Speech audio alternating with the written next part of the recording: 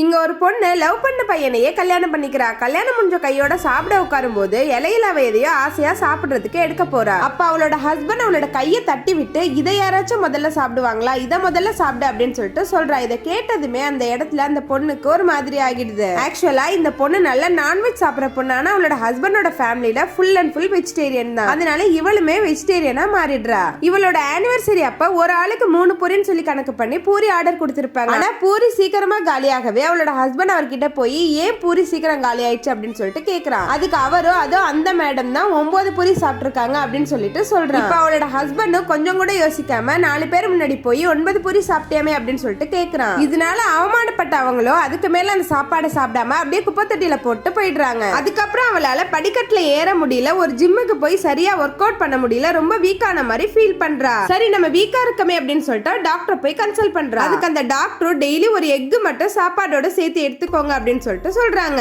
இப்ப அவங்க ஹஸ்பண்ட் கிட்ட டாக்டர் டெய்லி ஒரு எக் எடுத்துக்க சொல்லிருக்காங்க அப்படின்னு சொல்லிட்டு சொல்றா. அதுக்கு அவங்க ஹஸ்பண்ட் எக் தான் எடுத்துக்கணும்னு அவசியம் இல்ல, அதுக்கு பதிலா டேப்லெட் கூட எடுத்துக்கலாம் அப்படின்னு சொல்லிட்டு சொல்றாரு. ஆனா இவங்க எக் சாப்பிடணும் போல இருக்குன்னு சொல்லிட்டு ஒரு ட்ரே ஃபுல்லா எக் வாங்கிட்டு வந்து அங்கங்க ஒளிச்சு வச்சிடுறாங்க. யாருமே இல்லாதப்ப அவங்க சமைச்சு சாப்பிட்டுக்கிறாங்க.